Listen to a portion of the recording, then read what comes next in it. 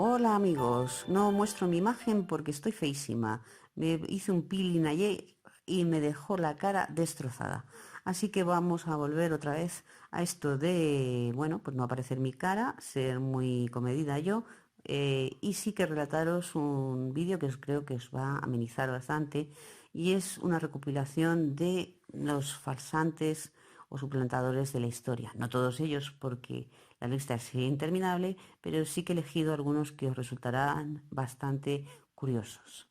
El primero de ellos es Perkin Warbeck.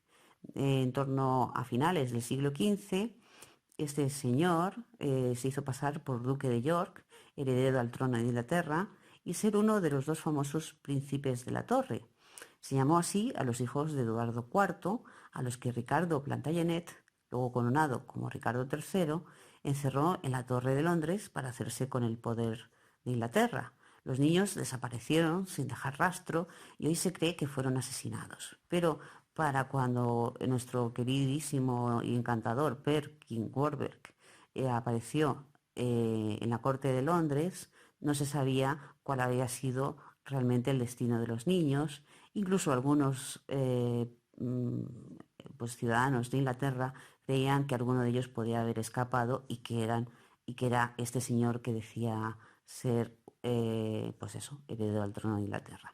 Warbeck durante un momento o unos instantes ejerció cierta inquietud en el por aquel entonces ya Enrique VII, había fallecido su padre, nuestro Ricardo III, y Enrique VII enseguida se puso manos a la obra para indagar si era el que decía ser, el duque de York, hijo de su archienemigo o archienemigo de su padre, véase como quiera ser, Eduardo IV. Bien, pues se descubrió que no, de tal manera que Enrique VII le juzgó y le mandó ejecutar. Así que tened cuidado con lo que hacéis, porque claro, estas cosas no van bien si uno no realmente tiene legitimidad para hacerse con el trono de algún país. El siguiente personaje, bueno, pues deciros que es Catalina de Erauso. Ella vivió a camino entre el siglo XVI y siglo XVII, ya que su fecha de nacimiento es 1592. Militar, religiosa y escritora, la conocida mundialmente, o por lo menos en círculos pequeños, monja alférez, es uno de los personajes más legendarios del siglo de oro español. De familia vasca, acomodada e hija de un importante capitán del ejército de Felipe III, por su carácter indómito y explosivo, fue internado en un convento, del que escapó cortándose el cabello y disfrazándose de hombre a la tierna edad de 15 años. Fue el inicio de sus míticas peripecias. No se sabe cuántas son ciertas y cuántas son, bueno, pues apócrifas. Esta es una palabra muy culta, os hago entender. Son aquellas que son, bueno, pues imaginación. En el ejército y en América, donde se trasladó, se le otorgan muchísimas anécdotas, siempre fingiéndose en un varón y bajo distintas personalidades. Tomó nombres como Pedro de Oribe, Francisco de Loyola, Alonso Díaz, Ramírez de Guzmán, Antonio de la Oso. Eso sí, era una gran batalladora, logró grandes hazañas bélicas, escribió su autobiografía y fue finalmente reconocida por Felipe IV y por el Papa Urbano VIII por sus labores en las artes militares, permitiéndole seguir llevando indumentaria masculina, pero ya con su identidad real. Es decir, que a todas luces se seguía llamando Catalina, pero vamos, que era un hombre mirándole de espaldas y del derecho. Vamos a proseguir a ver algo que os resulte también bastante interesante. Pues Mary Baker. Mary Baker nació también a caballo entre dos siglos, el siglo XVIII y el siglo XIX. Su fecha de nacimiento se ubica en 1791.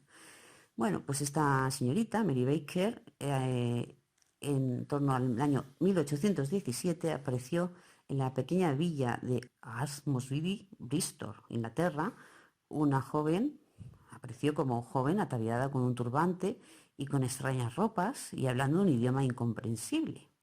Con la complicidad de un pescador portugués, convenció a todos de que era la princesa Carabú, de una isla de la Polinesia y que había sido capturada por unos piratas y se había lanzado al mar para huir de ellos. En realidad, aquí ya joven, era una inglesa de Devon que buscaba hacer fortuna. Pronto fue descubierta y para evitar cualquier castigo se piró, es decir, emigró a los Estados Unidos. Tenemos más. Tenemos, a mí me parece bastante curiosa la vida de el vendedor de chatarra mayor del mundo, Víctor Lustig. Nacido en el año 1890, este señor, que era timador de profesión, ejerció su mayor trabajo y esfuerzo cuando convenció a los 5 chatarreros más ricos de París de que la famosa Torre Eiffel iba a ser derribada, de tal manera que les ofreció bajo un módico precio pues que ellos se hiciesen con la chatarra que iba a resultar del derrumbe del monumento. No sabemos quién era más tonto. Desde luego, Víctor Lustig era muy listo, pero los 5 chatarreros juntos no creo que llegasen a alcanzar 120 de coeficiente intelectual. Pero ahí queda la cosa. La más llamativa y maravillosa historia es la de Anna Anderson. Esta la conocemos todos, incluso los que no hemos leído, los que no sabemos nada de nada. Nacida en el año 1896, se hizo pasar por la gran duquesa Anastasia de Rusia, ya sabéis, las hijas de Nicolás II. Y Anastasia Romanov,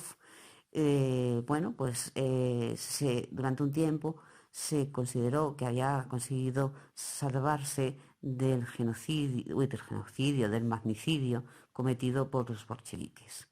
Sin embargo, la criaturita era polaca y había pasado por un hospital psiquiátrico tras intentar suicidarse. Sin embargo, bueno, con ciertos datos que consiguió, no sabemos cómo, descubrir sobre la vida de la pobre Anastasia, llegó incluso a intimar con una tía de la familia, una hermana de Nicolás II y tía, por tanto, de las niñas del zar. Hoy se sabe que fueron todos fusilados, que Anastasia no sobrevivió, la pobre criatura. Pero durante muchísimo tiempo sí se creyó la historia de nuestra queridísima Anna Anderson e incluso se rodó una película protagonizada por Ingrid Bergman en el año 1956 para los que os guste el cine. Enric Marco, nacido en 1921 y todavía no fallecido, a fecha de hoy, este sindicalista español llegó a ser el secretario general de la CNT. Todos sabemos cuáles son las siglas, que significa Confederación Nacional del Trabajo. Y se labró un enorme prestigio como supuesto superviviente del campo de concentración nazi de Mauthausen. Tanto fue así que durante años presidió la reunión anual que se hace, amicale, de Mauthausen, de las víctimas del Holocausto.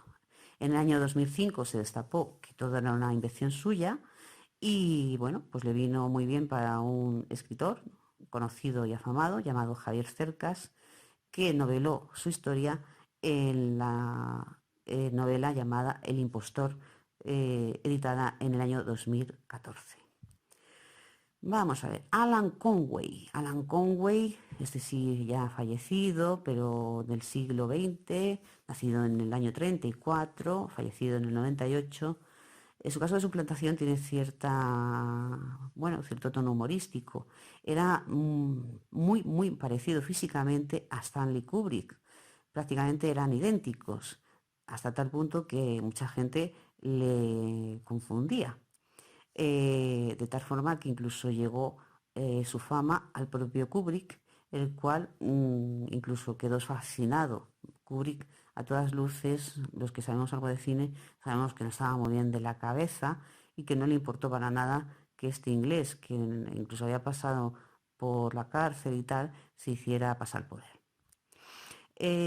¿Qué más? Ya simplemente terminar, para no aburriros, con un personaje cuyo nombre me va a costar pronunciar, es Tansakwa Yanji, nacido en el año 79 y cuya suplantación es digna de un chiste, pues no sé si de Lepe o de Facebook. el impostor de origen sudafricano saltó a la fama mundial cuando en el año 2013 y durante los funerales de Nelson Mandela se hizo pasar por intérprete del lenguaje de signos y tradujo, entre comillas, los discursos de varios mandatarios internacionales ante las cámaras de todo el mundo mundial, sin tener ni idea del lenguaje de signos, a saber lo que estaba diciendo. Los sordomudos, evidentemente, sí que descubrieron que lo que estaba traduciendo no tenía ni pies ni cabeza. En su descargo, cuando le denunciaron, él dijo padecer esquizofrenia, aunque otros afirman que simplemente era uno que quería un minuto de gloria, como todos necesitamos de vez en cuando. Bueno, pues espero haberos acercado a estas figuras y que os haya gustado el vídeo de hoy, sobre todo porque no aparece mi imagen. Un saludo a todos y hasta mañana.